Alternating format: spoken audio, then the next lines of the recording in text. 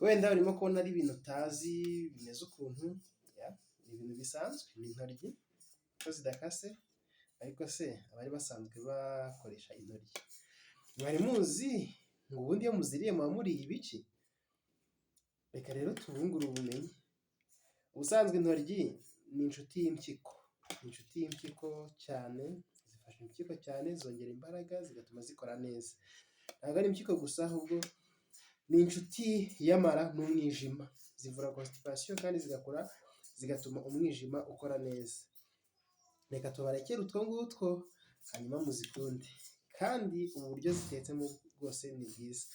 Harimo inyanya, harimo ibishyimbo, hakabamo na tungurusumu.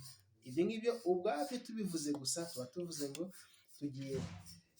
ibyo tugiye kurya birafasha na nyababyeyi kandi byubake n'umubiri kuko harimo inyubakamubiri. Namwe muzabikoreshe rero.